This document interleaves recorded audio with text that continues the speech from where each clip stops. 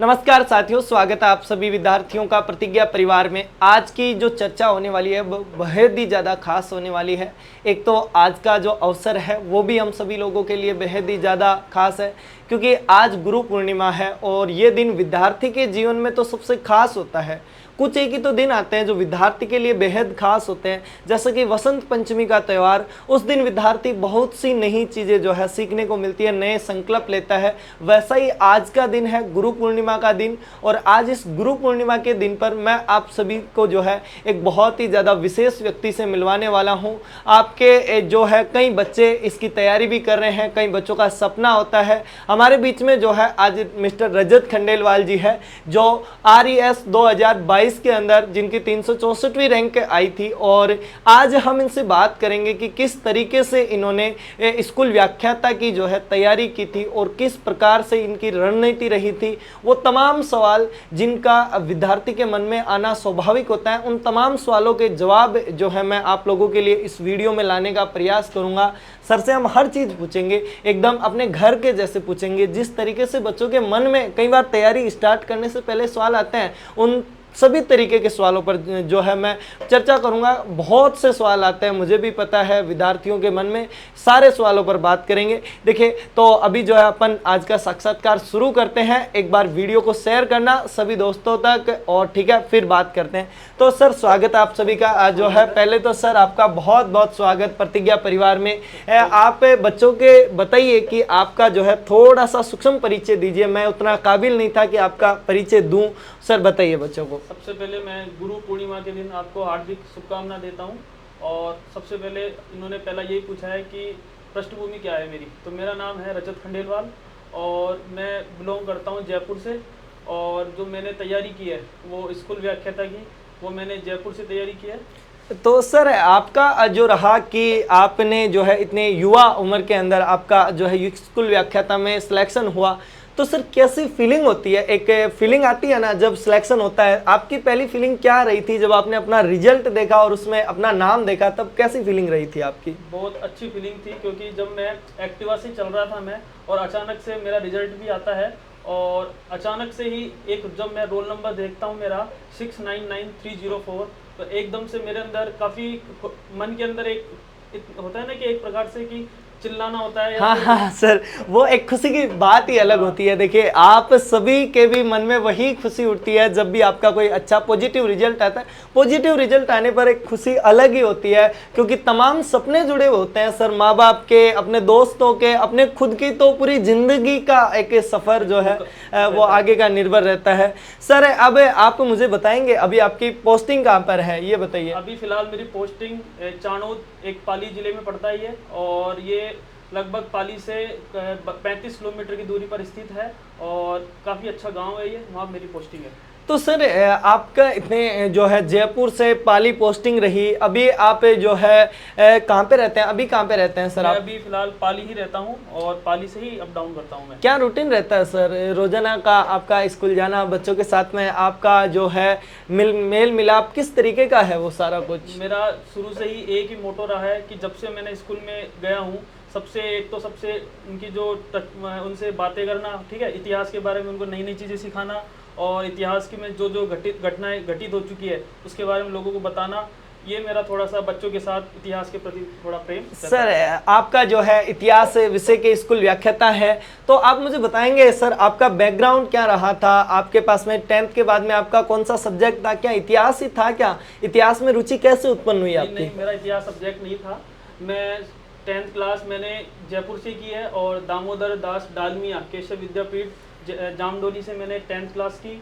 और उसके बाद मैं 12वीं क्लास के अंदर मैं माहेश्वरी सीनियर जो सेकेंडरी स्कूल तिलक नगर जो जयपुर के अंदर है, वहाँ से मैंने 12th पास किया है। फिर मैंने दोस्तों धीरे धीरे मैंने BSc की है, साइंस का मैं विद्यार्थी रहा हूँ, ठीक है ना। मैंने अग्रवाल कॉलेज से मैंने BSc की है। फिर उसके बाद दोस्तों मैंने एक कोचिंग थी जो कि जयपुर में स्प्रिंग बोर्ड कोचिंग थी, जहाँ से मैंने 2016 के अंदर मैंने वहाँ से कोचिंग स्टार्ट की है। और दोस्तों ध्यान रखना, मैंने 2018 के अंदर मैंने ये कोचिंग मेरी समाप्त हो गई थी, और मैंने इतिहास जो कि मैंने बेसिक रूप से मैंने सीखा है वो राजवीर सर से ही सीखा है जो इतिहास। फिर दोस्तों मैंने धीरे धीरे मैंने क्या तमाम बच्चों के सर राजवीर सर तो सबके जो है बहुत ही ज़्यादा फेवरेट है। हम बच्चों के बीच में आज जो है जो नए बच्चे हैं सबके दिलों पर राज करते हैं। वो तो आप मुझे बताएंगे आपकी इतिहास में रुचि कैसे हुई? दरअसल बैकग्राउंड आपका साइंस स्ट्रीम रही, तो इतिहास की तरफ कैसे आना हुआ, किस तरीके से आपका झुकाव हुआ इतिहास की तरफ, वो बताइए सर, बच्चे जानेंगे। जब मैं स्प्रिंग बोर्ड से मैं कोचिंग कर रहा था तो मैं सबसे पहले राजवीर सर से ही काफ़ी प्रभावित हुआ इतिहास में, क्योंकि उनकी जो शैली थी पढ़ाने की और उन्होंने एक चीज़ समझाया मुझे, ठीक है ना। और इतिहास में मुझे अच्छी रुचि, उनके द्वारा ही रुचि धीरे धीरे मेरे बढ़ने लग गई और मैं इतिहास में काफ़ी रुचि लेने लग गया, काफ़ी राजाओं के बारे में पढ़ने लग गया धीरे धीरे। तो मेरे अंदर इतिहास की जो पहली रुचि जगी वो स्प्रिंग बोर्ड के राजवीर सर के द्वारा ही मेरी सबसे पहले जगी। तो सर दरअसल ये है कि गुरु पूर्णिमा के दिन आप अपने गुरु के रूप में जो है कि इतिहास की तरफ आपको आकर्षित करने में कहीं ना करूँगी उन गुरु का जो है सहयोग रहा था, उनकी भूमिका रही थी। एक गुरु की भूमिका रहती है विद्यार्थी के जीवन में, बहुत ज़्यादा सर्वाधिक महत्वपूर्ण गुरु की भूमिका रहती है। और आपको भी वहीं से कहीं ना कहीं लगा कि मुझे पढ़ाने के क्षेत्र में उस तरफ जाना ही जाना है, और वो भी हिस्ट्री से जाना है। तो सर क्या कुछ कठिनाइयाँ नहीं आई क्या? आप दरअसल साइंस बैकग्राउंड से थे तो कठिनाइयाँ तो आना स्वाभाविक है, तो किस तरीके से आपने उन्हें मैनेज किया और विद्यार्थियों के सामने क्या क्या कठिनाइयाँ आती है वो बताइए सर एक बार। देखो, मैं सबसे पहले साइंस बैकग्राउंड से था, और जैसे ही मैंने साइंस बैकग्राउंड में था तो जैसे जैसे मैंने स्प्रिंग बोर्ड से मैंने कोचिंग की, आरएस की तैयारी की, तो जो इतिहास जो मैंने सीखा वो धीरे धीरे स्प्रिंग बोर्ड से ही मेरा चालू हुआ, बेसिक जो मेरा सबसे पहले। फिर दोस्तों जब मैं आरएस प्री के अंदर मैं फेल हुआ, जो प्री मेरा जो था वो फेल हुआ, उसके साथ दोस्तों मैं सबसे बड़ा जो मेरा धक्का लगा कि अब क्या करें, कि अपन अब क्या कर सकते हैं खुद के, कि आगे कैसे बढ़े।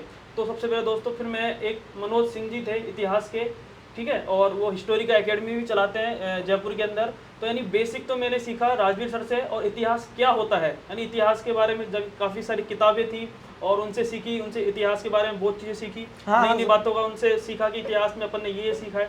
तो धीरे धीरे मेरे अंदर इतिहास के प्रति रुचि धीरे धीरे जागने लग गई और मैं धीरे धीरे फिर इतिहास के प्रति काफ़ी आकर्षित हो गया। सर दरअसल बच्चों को प्रॉब्लम्स यही आती है कि साइंस बैकग्राउंड वाला इतना याद नहीं कर पाता है, तारीखें बहुत ज़्यादा है इतिहास में। दरअसल बच्चे जब भी एक क्वेश्चन करते हैं तो वो हमेशा यही कहते हैं कि सर तारीखें याद नहीं होती, और दरअसल वो पीछे हर चीज़ पढ़ के आए हैं, बायोलॉजी, केमिस्ट्री, फिजिक्स उनका वो रहता है। तो उन बच्चों के लिए क्या तारीखें याद करना कोई रणनीति जिसकी तरीके से वो याद कर सकते हैं, कुछ किताबें जिनसे उनका मन लगे इतिहास की तरफ और उनको एक आसान वे के अंदर जो है समझ सके, वो बताइए सर। तो वो सबसे बड़ी भ्रांति है कि इतिहास के अंदर दिनांक याद करी जाती है।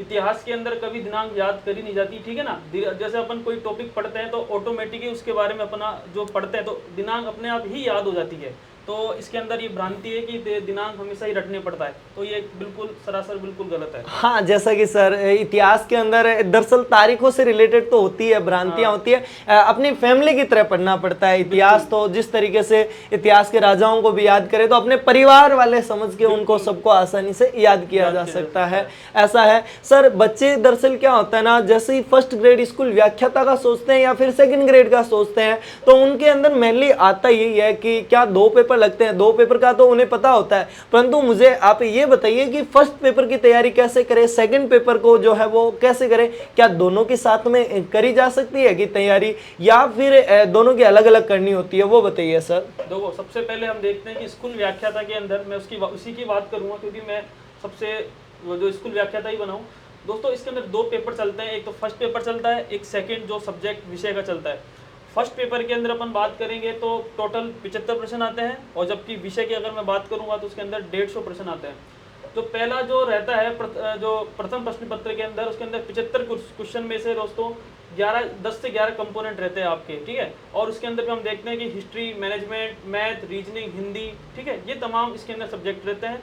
और जो सब्जेक्ट के अंदर रहता है वो 150 क्वेश्चन के अंदर इसमें हम देखते हैं कि मनोविज्ञान प्लस इतिहास इसके अंदर दोनों के अंदर आते हैं। अच्छा, तो सर फर्स्ट पेपर में बच्चों को न्यूनतम कितने प्रतिशत मार्क्स लाने होते हैं जिससे कि वो अपने भविष्य को आगे इसी क्षेत्र में लगा सके, सेकंड पेपर की तैयारी कर सके?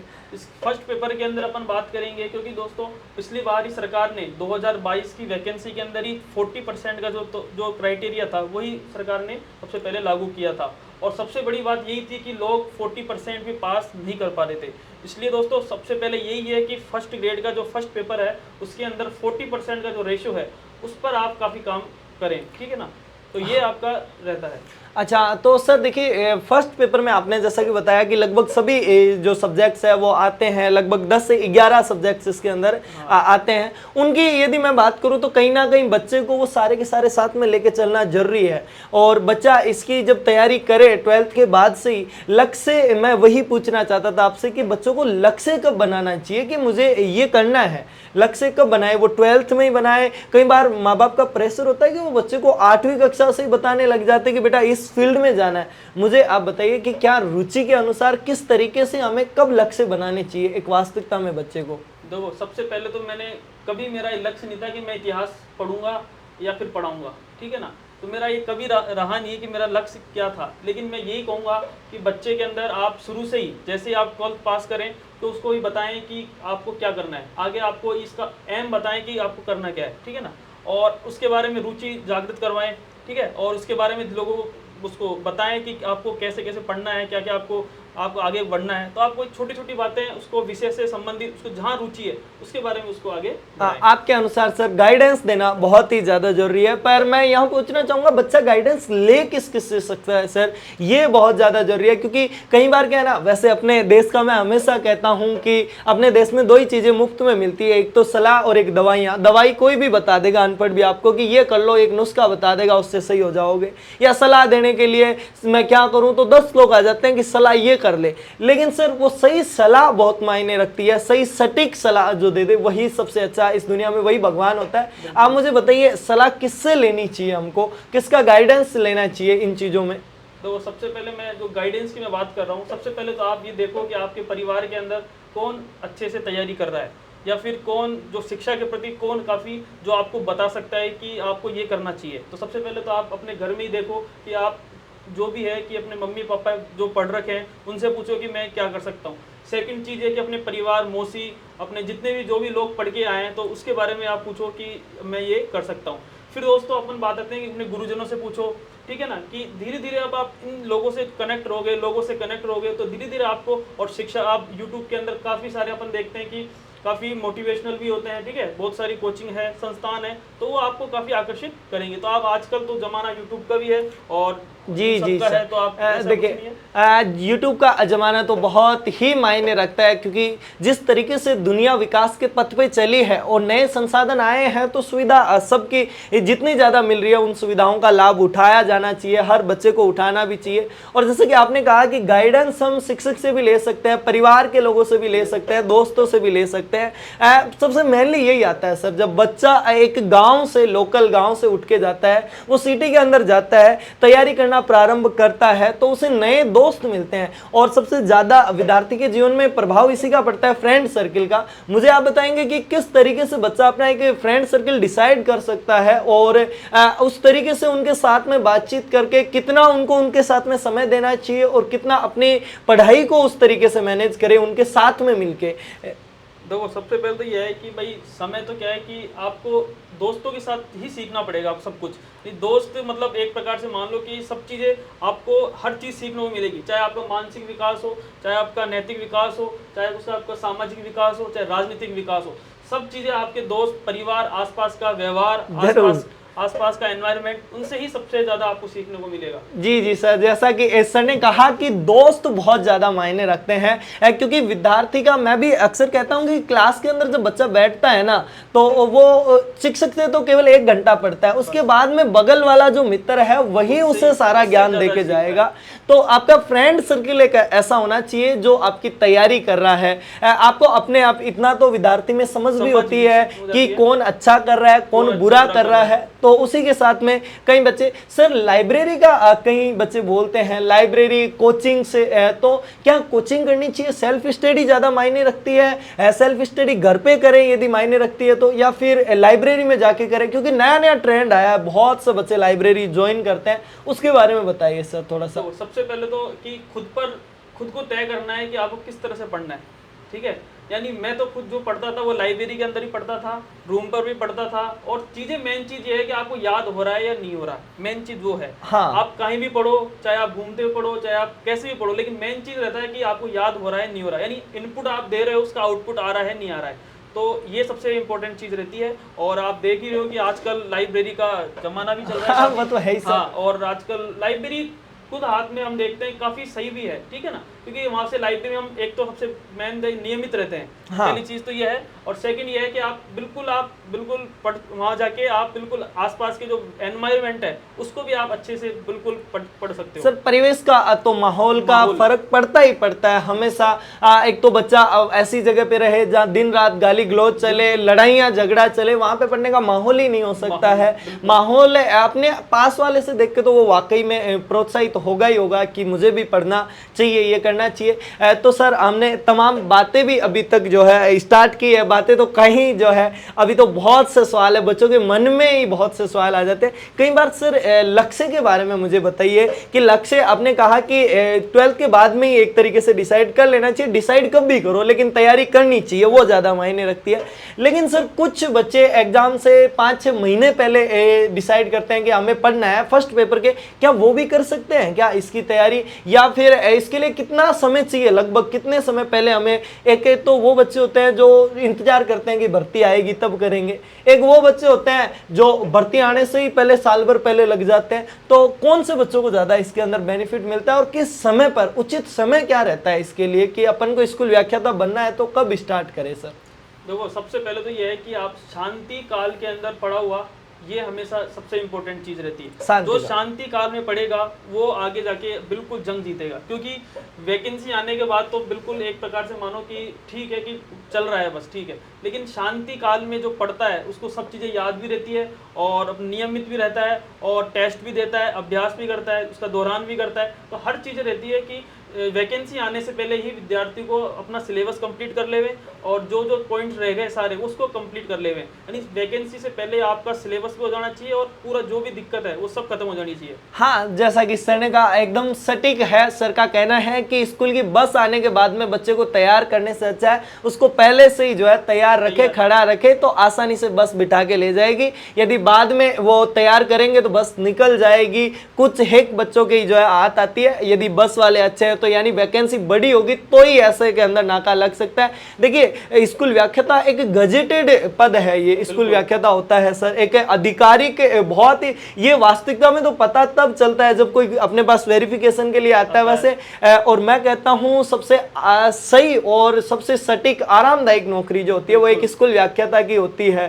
ज़्यादा उसको मशक्कत नहीं करनी पड़ती है। आप जाओगे, आपके आई थिंक सर 3 या 4 पीरियड्स होते हैं एक स्कूल के अंदर, उसके अलावा वैसे तो 8 पीरियड वाली स्कूल होती है। बाकी में आप अपनी बैठ के आप अपना सब्जेक्ट तैयार कर सकते हो और भी बहुत सी चीजें कर सकते हैं। तो सर आपकी क्या हॉबी रहती है आपके फ्री टाइम में, आपका क्या मैनेजमेंट, किस प्रकार से आप मैनेज करते हो उसे? मैं हमेशा फ्री टाइम में हमेशा पुस्तक पढ़ने में ज़्यादा समय व्यतीत करता हूँ और मूवी देखने के अंदर मैं काफ़ी समय इसके अंदर व्यतीत करता हूँ और घूमने के अंदर। 3 ये मेरे मोरल रहते हैं हमेशा कि जब भी मैं फ्री रहूं तो ये 3 मोरल पे मैं काफ़ी इस पर थोड़ा इंगित करता हूं, क्योंकि दोस्तों विद्यार्थी को 3 ही चीज़ पर ही फोकस करना चाहिए, घूमने पर, पढ़ने पर और अपने अध्ययन पर। हाँ, तो सर का कहना है कि विद्यार्थियों के जीवन में फिल्मों का और घूमने का भी बहुत महत्व है और जो विद्यार्थी फिल्में नहीं देख सकता है, जो घूम नहीं सकता है, वो किताबें पढ़ सकता है, क्योंकि किताबों में इन दोनों का ही सार है। जो आप अनुभव बाहर लोगे वो आप किताबों से वो सारा अनुभव, वो ज्ञान जो है एकत्रित कर सकते हो। एक विद्यार्थी के जीवन में सबसे ज़्यादा महत्वपूर्ण ही सर किताबें होती है। अब किताबों की जब बात चल ही रही है तो सर फर्स्ट ग्रेड के लिए हमें कौन कौन सी किताबें पढ़नी चाहिए जो और शिक्षक बनने के लिए जो मुख्य आवश्यक है, आप मुझे बताइए सर। बच्चों का भी ये बहुत ही ज़्यादा जानने का मन है, बहुत से बच्चे कमेंट करते हैं हर बार लगभग। मैं इतिहास विषय की बात करूँगा क्योंकि मैं इतिहास विषय से लेक्चरर हूँ। दोस्तों मेरा एक दोस्त था भीम सिंह जी सैनी साहब, उन्होंने मुझे एक किताब बताई थी आर्य कंपटीशन टाइम के नाम से, जो कि एक 616 पेज की किताब चलती है, काफ़ी इंपॉर्टेंट है। और हम देखते हैं कि राजस्थान के अंदर काफ़ी लोगों ने ये किताब भी ले रखी है और इस किताब को आप बार बार पढ़ें। और एंशिएंट, मिडाइवल और मॉडर्न के लिए ये किताब बिल्कुल 616 जो पेज की किताब है ये काफ़ी सीमित है और आप इस 616 पेज की किताब को पढ़कर आराम से आप 3 एंशिएंट, मिडाइवल और मॉडर्न के अंदर आप काफ़ी अच्छे अंक ला सकते हैं। और मैं अगर बात करूं तो विश्व इतिहास के अंदर आप देखते हो कि अरविंद जी भास्कर है और जेपी सैनी जो कि एक अच्छे, जो कि लक्ष्मणगढ़ से, जो कि उनकी काफ़ी अच्छी किताब चलती है। और अगर मैं दोस्तों राजस्थान की मैं बात करूं तो राजस्थान के लिए एक हुकमचंद जैन साहब है, एक राजस्थान जो कि हम पनोरमा के नाम से किताब चलती है, वो काफ़ी अच्छी हाँ हाँ, किताब राजस्थान है। पनोरमा। और ये इतिहास विषय की काफ़ी अच्छी किताब है। और इसके अलावा अगर मैं बात करूं तो मनोविज्ञान के लिए वंदना जादौन मैडम की किताब काफ़ी अच्छी हाँ सर, चलती है। राजस्थान में तो सबसे बेहतरीन वही है इस समय तो। और देखिए बच्चों, किताबें जो है सर ने इतिहास के लिए बता दी है, जो इतिहास विषय से रुचि रखते हैं।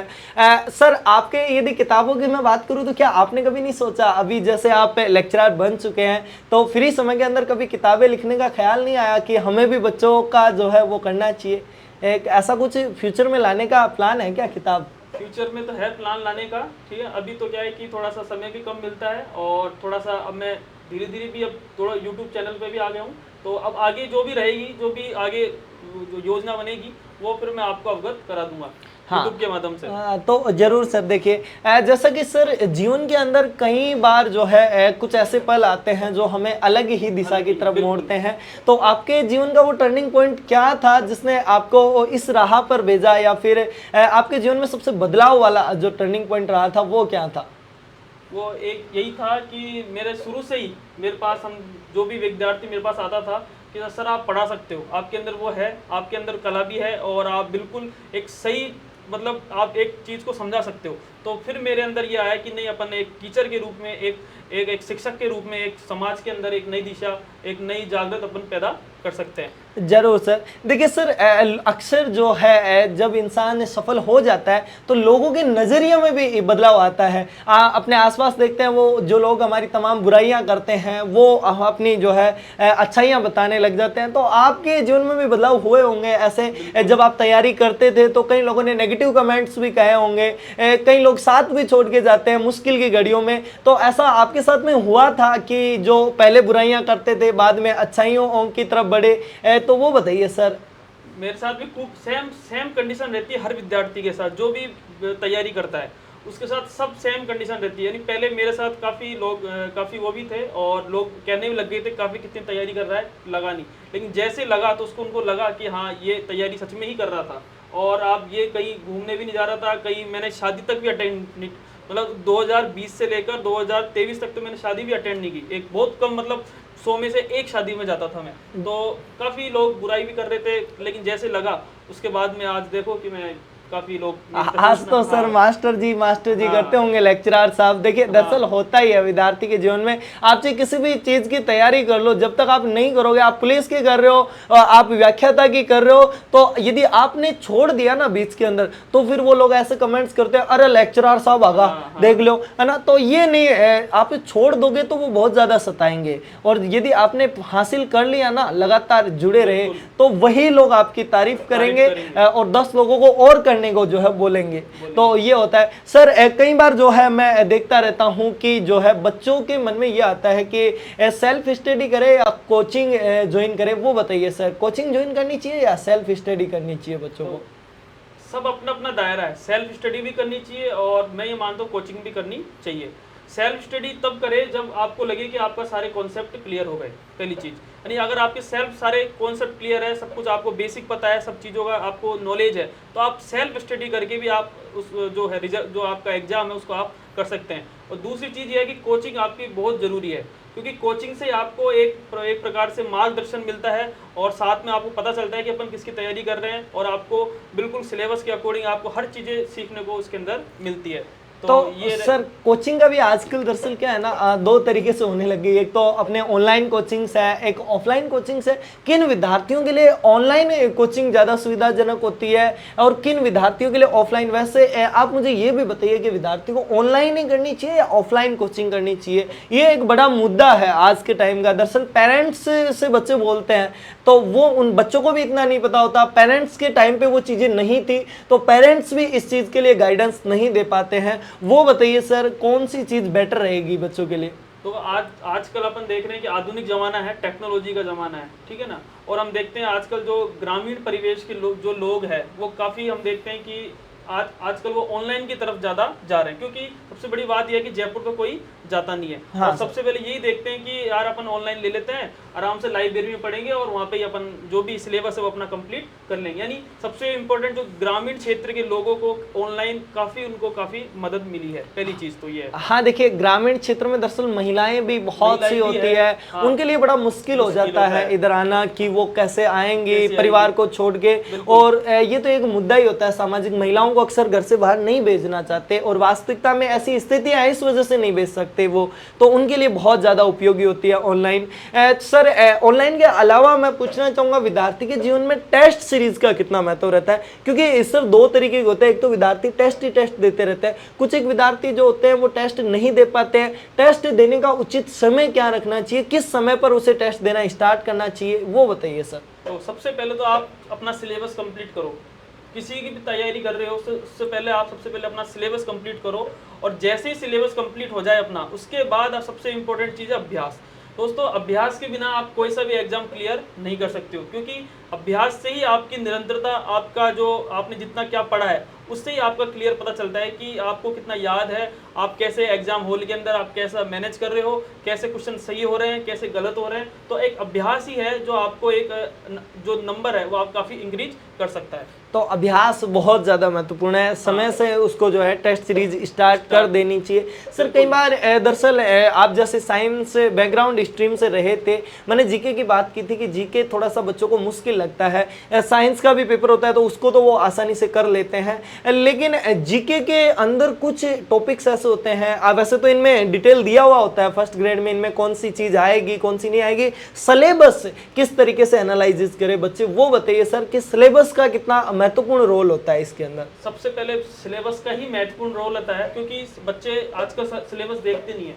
सबसे पहले कोई भी एग्जाम तैयारी कर रहे हो उससे पहले आप सबसे पहले सिलेबस देखो। जैसे ही सिलेबस देखोगे तो आपको पता चलेगा कौन कौन से टॉपिक है, कौन कौन से टॉपिक नहीं है। तो ये सबसे इंपॉर्टेंट चीज़ है कि सिलेबस ही आपका परीक्षा का आधार रहता है। तो परीक्षा की तैयारी करने से पहले सबसे पहले आपको सिलेबस पढ़ना बेहद ज़्यादा जरूरी है। जिस प्रकार हम कहीं पे हमारे पास में घर में कार्ड आया हुआ होता है, तो जिस तरह जगह देखते हैं ना, उसी तरीके से जगह और तिथि उसी तरीके से हमें देखना होता है कि कौन कौन सी चीज़ हमारे लिए महत्वपूर्ण है। बाकी पूरा कार्ड पढ़ने की आवश्यकता नहीं होती है हमें, उसी तरीके से पढ़ाई का बता रहे हैं कि सर हमें कार्ड पूरा नहीं देखना, हमें बस अपनी काम की चीज़ें देखनी है। सिलेबस देखेंगे तो पता लग जाएगा, बाकी किताबें और टीचर्स बहुत से हैं, बहुत सी चीजें भरी पड़ी है, अपने काम की चीजें जो है हमें पढ़ना चाहिए। तो दरअसल मुझे सर लगता है विद्यार्थियों के जो मन में तमाम सवाल थे वो लगभग समाप्त हो चुके हैं और लगभग सभी का इसमें सार आ चुका है, वीडियो में हमने पूछ लिया है। अब सर आप अंत में विद्यार्थियों से कुछ कहना चाहेंगे कि किस तरीके से उन्हें जो है स्ट्रॉन्ग रहना चाहिए, किस तरीके से तैयारी को बनाए रखना चाहिए? सबसे पहले तो आप किसी की भी तैयारी कर रहे हो,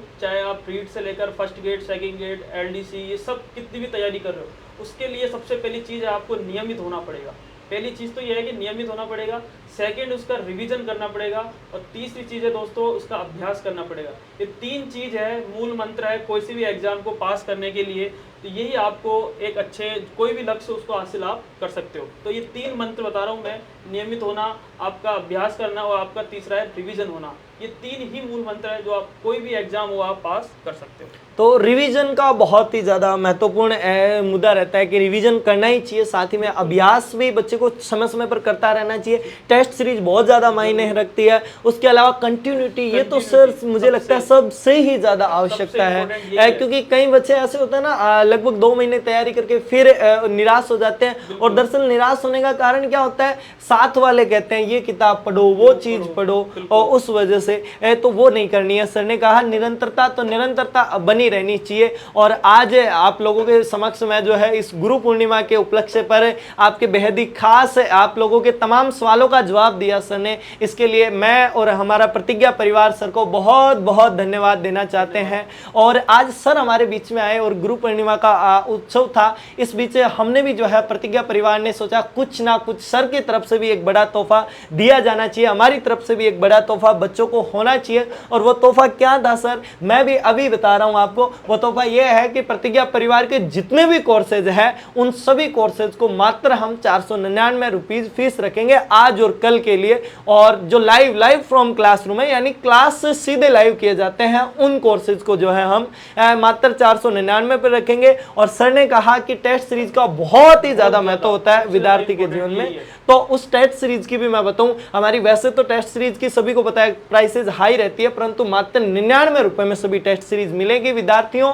अब जो है आप लोगों को मुझे लगता है तैयारी कर लेनी चाहिए। सर ने आपको तरीका बता दिया है किस तरीके से तैयारी करनी है, तो अब तैयारी में जुट जाइए। बाकी सर का जो है आप सभी के साथ में हमेशा उसी तरीके से प्रेम रहेगा और सर भी जो है बहुत जल्द आप लोगों के बीच में होंगे। ठीक है विद्यार्थियों, मिलते हैं अगले वीडियो में। जय हिंद, जय भारत। तब तक के लिए मुझे आज्ञा दीजिए। धन्यवाद।